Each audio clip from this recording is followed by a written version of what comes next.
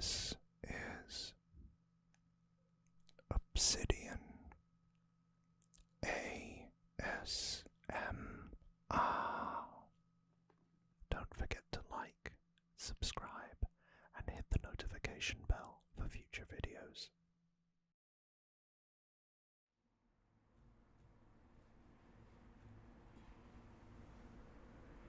Hey, and welcome back to another Obsidian ASMR.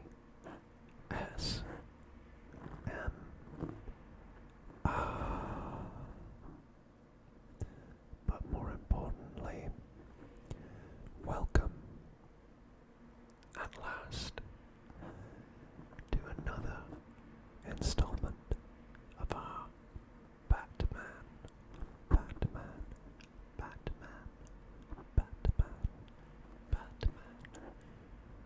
ASMR series.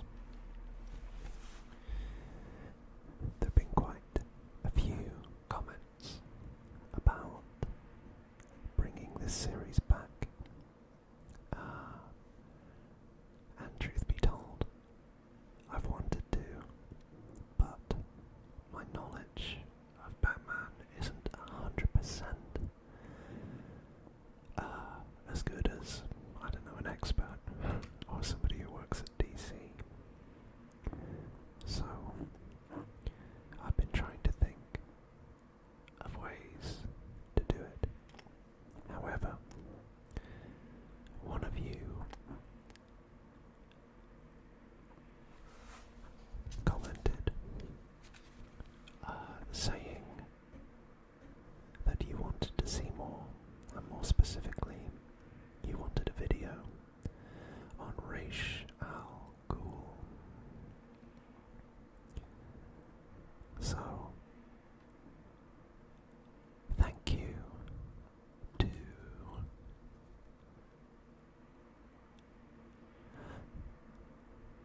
Skippy 2013 for the comment, and I hope you enjoy the breakdown of who Ra's al Ghul is.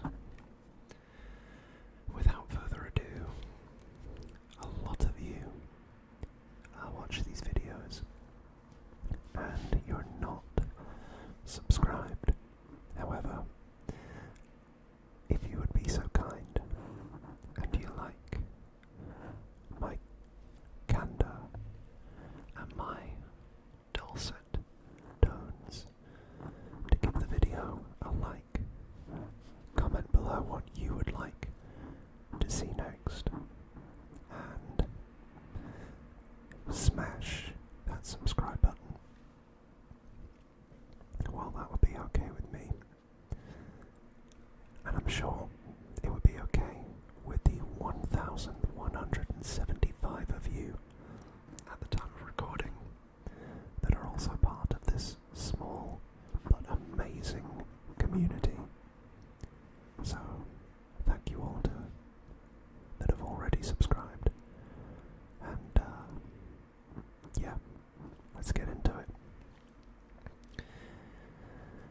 So what I've got here is a very, very famous comic book series called The Tower of Babel, or Babel, and it is a Justice League of America. So, Justice League of America series. It's only 4 comics, but it starts off with this man in the center. It's Ra's al Ghul. Who is Ra's? I hear you ask, as you're drifting off to sleep. Well, Ra's al Ghul is a supervillain, but I'm sure you already guessed that. He's a former healer who later chose a moniker that translates to the head of the demon, a criminal mastermind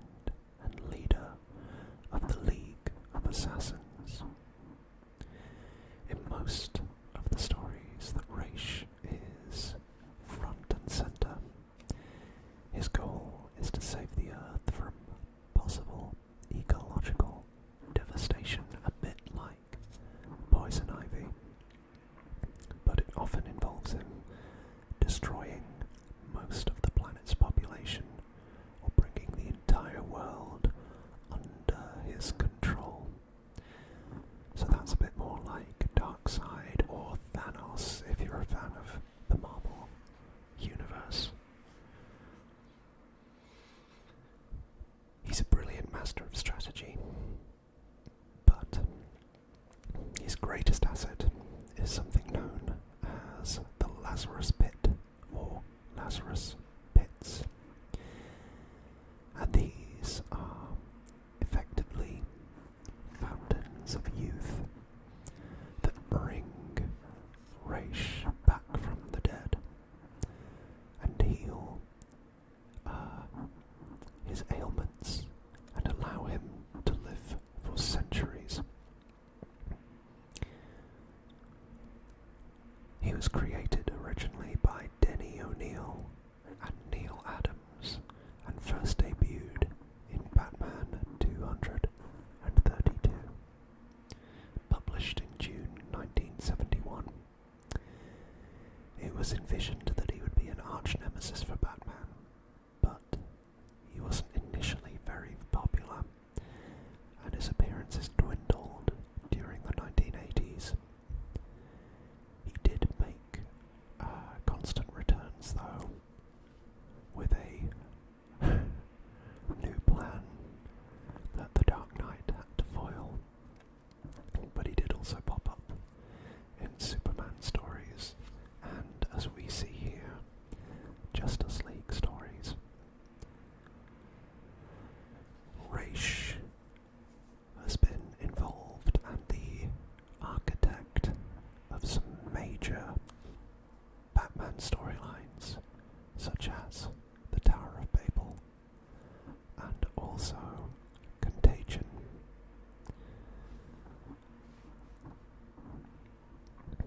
So what's his origin?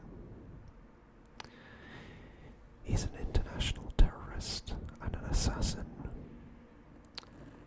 He believes that the best method by which he can achieve his goals is to eliminate most of humanity, and he tries, usually, to assault the world's human populace with biological weapons, for instance, like genetically engineered viruses. So those Lazarus pits that I talked about, to give a little bit more knowledge, they're reservoirs of rejuvenating chemicals that restore the dead and dying to life.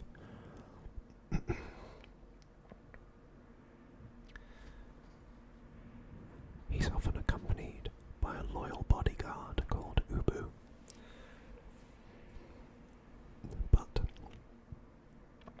the big key tie that Raish has to Batman is his daughter, Talia al Ghul, who was a love interest and indeed gave Batman his one biological son, Damian Wayne, who is of course then the grandson of Raish al Ghul. Raish was born over 600 years before his first appearance in Batman, to a tribe of desert nomads somewhere in Arabia, near a city whose inhabitants' ancestors have journeyed to the Arabian Peninsula from China.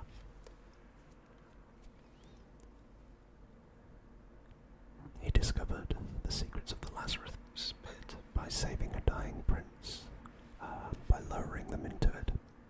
The prince, who's sadistic to begin with, is then driven completely insane within the Lazarus pit.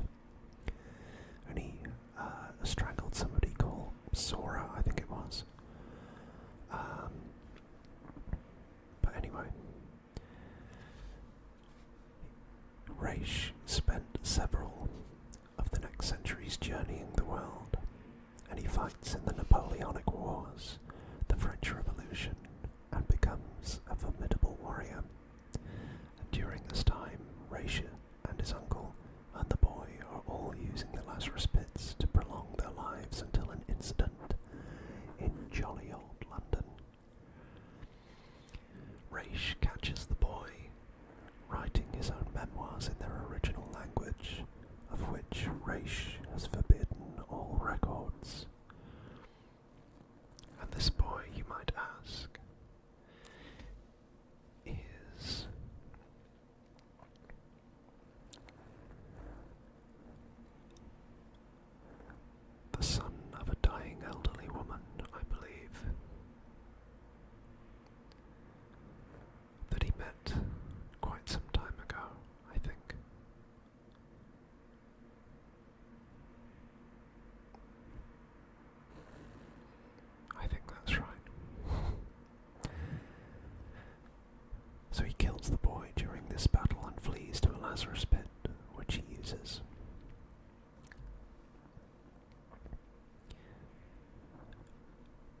that incident, he becomes a master of many forms of combat, noticeably fencing amongst others, and he built up a vast amount of wealth and creates the Demon, which is a vast international organisation.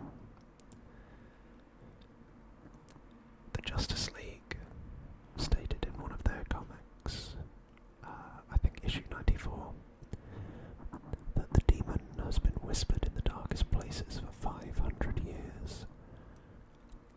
It's a cartel of criminals that have slowly sucked its way into the rich veins of the earth. Many are its names spit from the mouths of men, but most often it is cursed only as the Demon, and it has a leader, a head.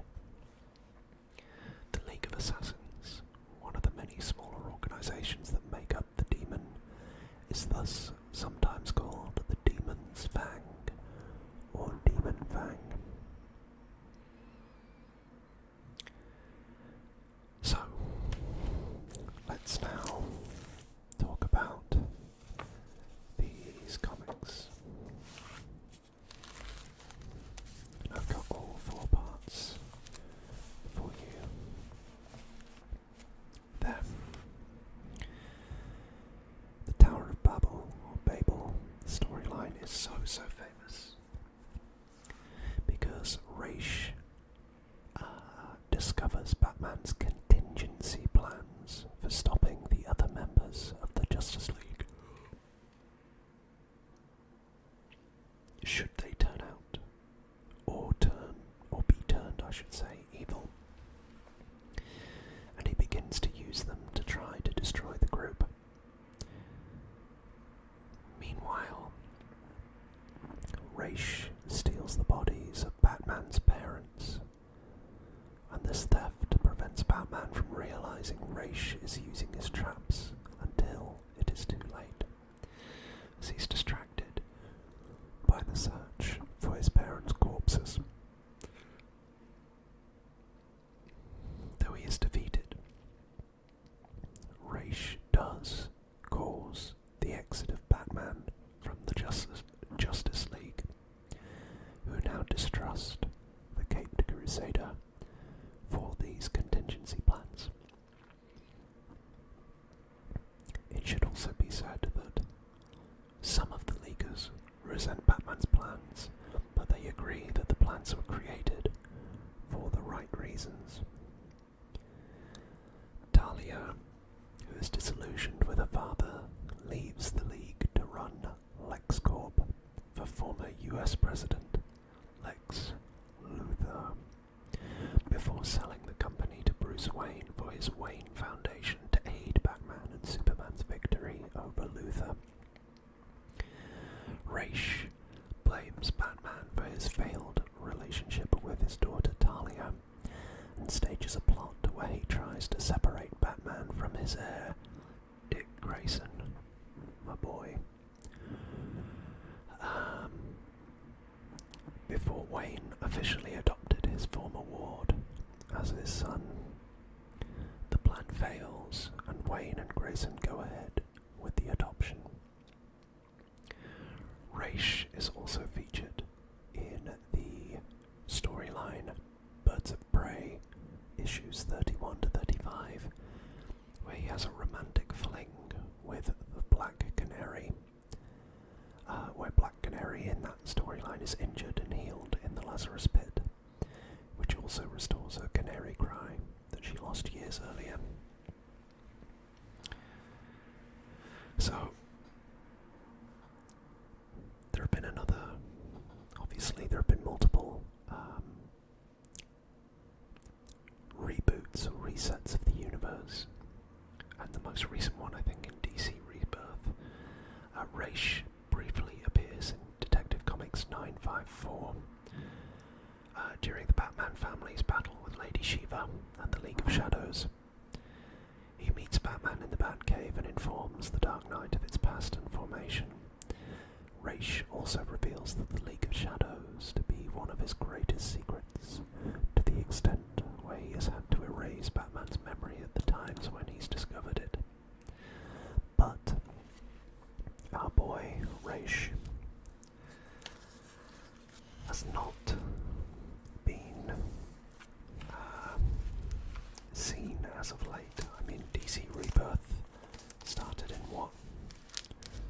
2016. And I don't think there have been too many issues or comic series that have highlighted him since. But there we go. Tower of Babel is probably one of his most, well, to my mind, is one of the most famous storylines.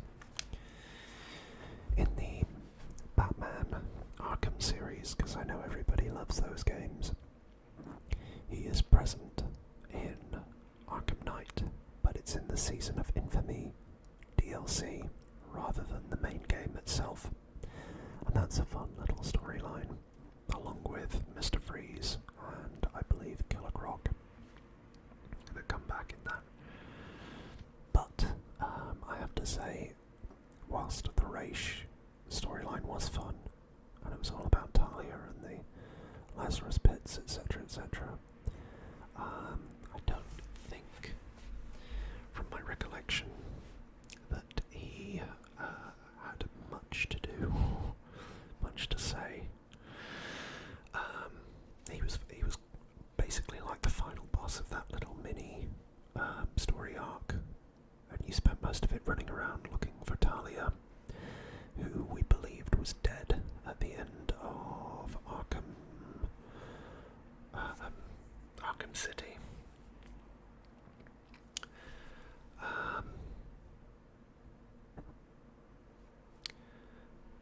Other than that, and he did look good in those. I think he appears in Arkham Origins as well, although I haven't really played that game much. In Arkham Asylum there's a reference to him in a body bag in Dr. Young's office and the morgue of Arkham Mansion. And I also believe he was in Arkham City, where they used the Lazarus pit to bring him back to life. And he got exposed to the Titan disease that was slowly killing the Joker.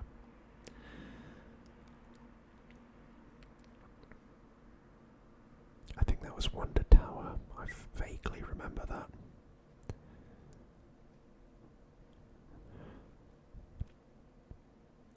And yeah, and it's kind of presumed that he kills himself at the end of that, but he doesn't, because his body later disappears. I don't really remember that in Arkham City, if I'm being truthful.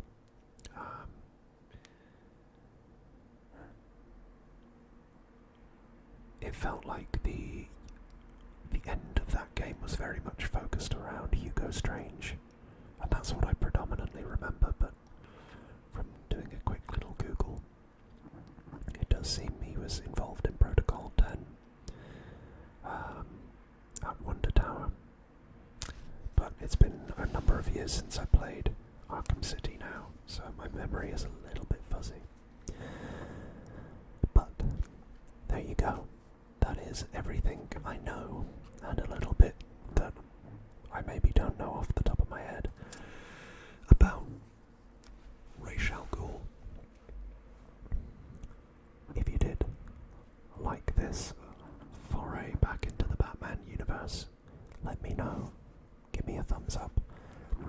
Tell me that you want more of these, because ask and you shall receive. Otherwise, I hope you're all doing fantastically.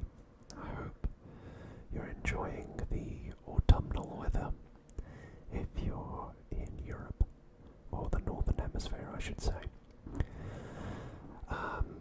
Or North America, or, yeah, Northern Hemisphere, you know what I mean. I hope you're all getting ready to hibernate. I love to hibernate over the winter. And I wish you all the best of weeks, the best of weekends, the best of months, and I hope you're all doing magnificently.